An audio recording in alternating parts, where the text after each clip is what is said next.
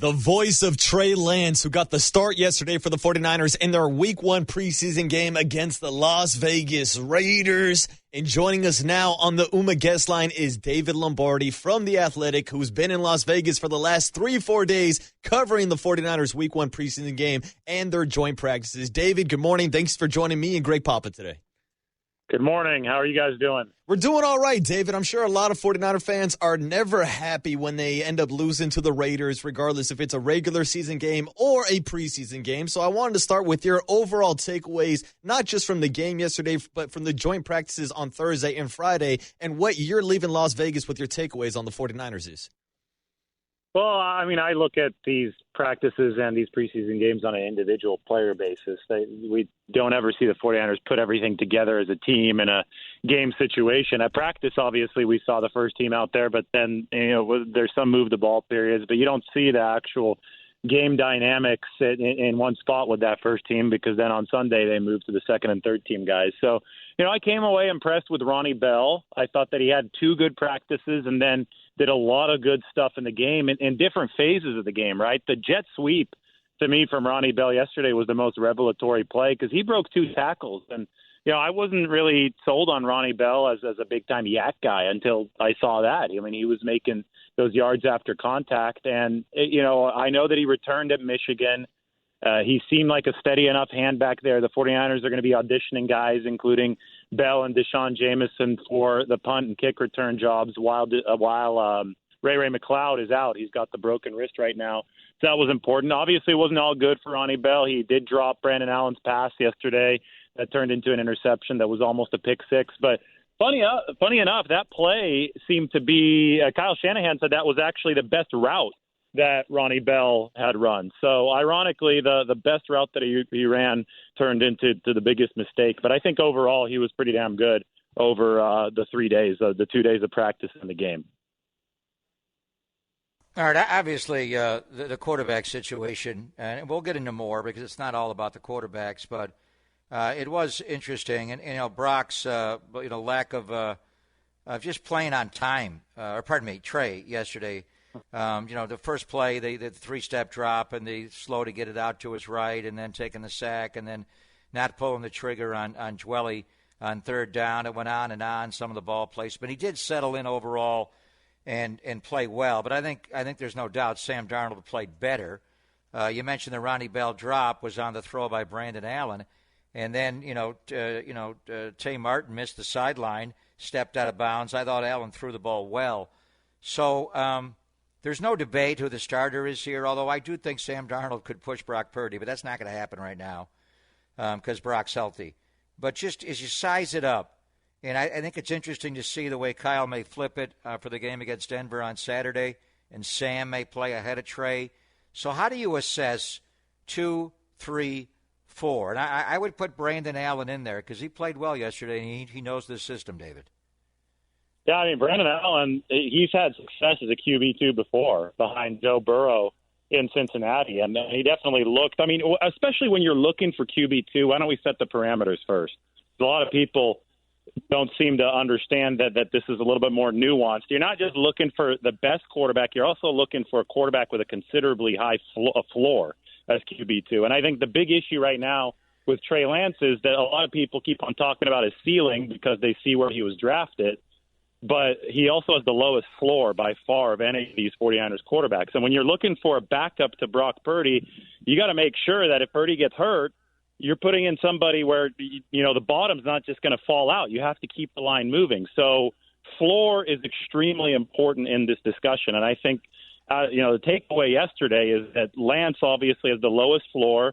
Sam Darnold's floor is considerably higher. He looks steady to me in that game, and obviously Brandon Allen looks steady as well. So the key for Trey Lance when he comes back out there on Saturday, because obviously he has the least experience, he's coming off that ankle injury, 4 career starts at this point. The key is going to be to show more steadiness as far as the short game goes, because that's where the floor resides, especially in Kyle Shanahan's system. I think it was no coincidence that I thought Trey Lance's best drive in a non-2-minute situation came after he completed 2 of those gimmies with good accuracy, right? I think one of them went to Dwelly early in the drive, but he moved down the field, and then came the the rollout and the scramble and the jump throw to Willie Snead, and then obviously the mistake that turned into a touchdown that should have been an interception. But still, there was a 3-throw stretch there where the 49ers and Trey Lance looked competent on a 2-minute drive, and it came because he was executing the bread and butter plays, which he wasn't executing earlier in the game. You mentioned he messed up the 3-step drop to begin his outing.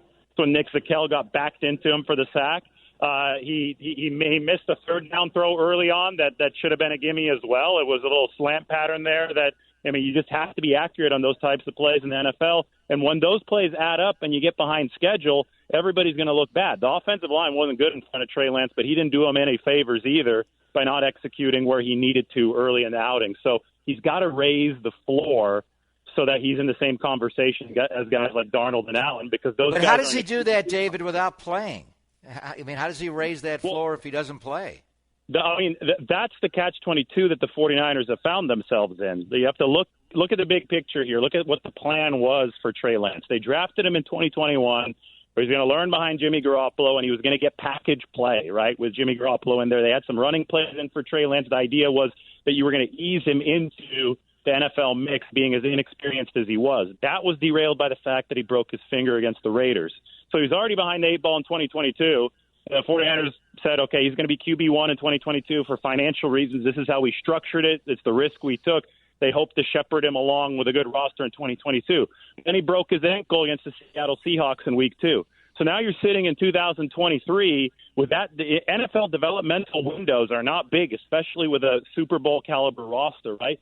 That developmental window has fully closed, in my opinion, because Brock Purdy has emerged in the time being. So now Trey Lance is going to have to develop behind the scenes. And I think that's a really, really tough proposition because obviously he does need that playing time. So these preseason games are extremely important for him to somehow, some way show the 49ers they can trust him enough with the level of that floor so that he could be at least a valuable member of this 53-man roster. And then if he's called upon in game time because of injuries, well, he's going to have to author that journey himself. It's obviously not the easy path for Trey Lance, but the problem is that and it was never going to be easy, but the problem is the obvious window, the planned window for his development has closed because of injuries and because of Brock Purdy's emergence. And that's simply the situation that the 49ers are in right now.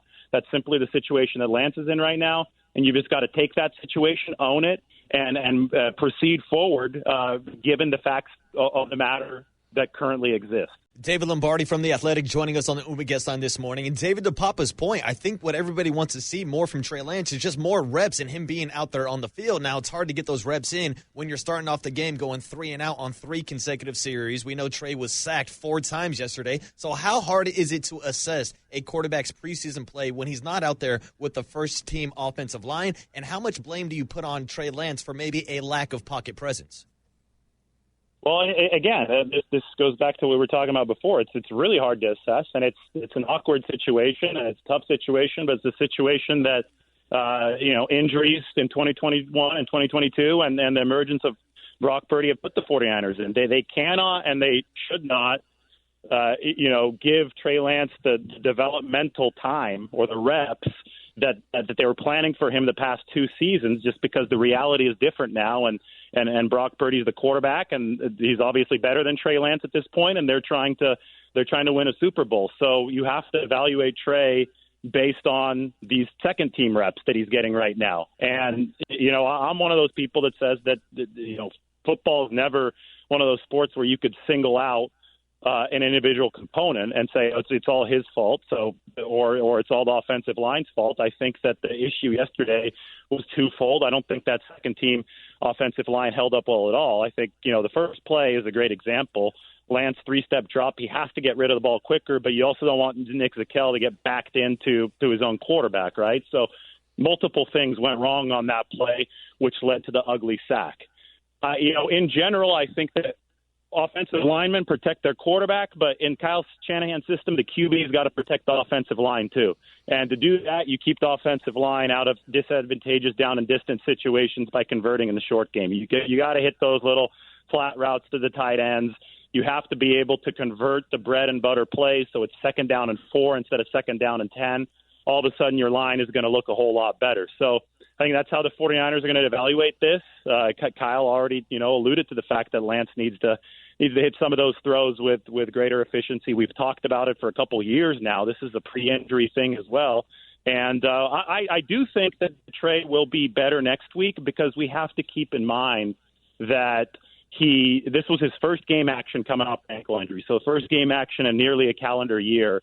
He has yet to have the opportunity because of these injuries to string together several weeks of game action. In this preseason, he'll have an opportunity to string together three games at the very least, right? Because who knows what's going to happen moving forward into the regular season. But, you have to assume, and you at least have to give Trey the chance, and you will get this chance, that he could look a little bit better with this staple kind of stuff if he does get a few more opportunities stacked onto each other, because there has been an accuracy improvement in training camp and the practices. I think undoubtedly he's gotten better in that regard. Now let's wait to see if he could shake off some of that post-injury rust and show that improvement in a game situation.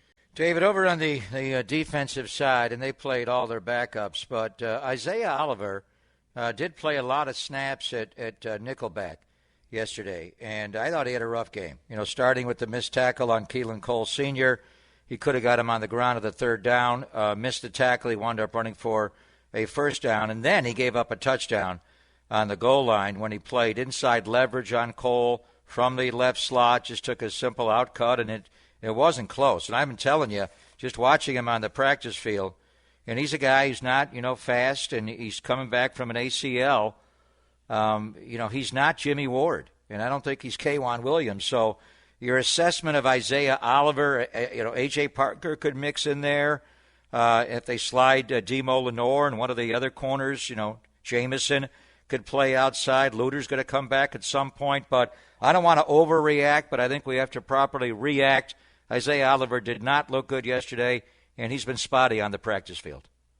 Yeah, and, he's a different type of nickel than the 49ers have had in the past. Remember, the first nickel of this regime was K'Wan Williams, and he was, 5'9", 185. They got Isaiah Oliver and made a big deal about the increased size that he brings to the position at, 6 feet, 205, maybe even 210 pounds. And I think it's worth noting that he started his career as an outside cornerback in Atlanta, but just couldn't cover on the outside. So they moved him inside to almost like this glorified linebacker role, which, some big nickel spots in the NFL play that. But coverage is definitely not Oliver's strong suit. So it really makes me wonder what the full plan is for Steve Wilks, who obviously endorsed this pickup of Isaiah Oliver. And I think, you look at some of the other personnel the 49ers have. I think that they've already talked about wanting to run three safety sets with Jair Brown, who I thought had a nice start to his preseason career yesterday, made a nice touchdown-saving tackle right before they gave up a touchdown on the next play early on, Zamir White. But anyway, if they're running some three safety sets, maybe that means the nickel's not on the field quite as much.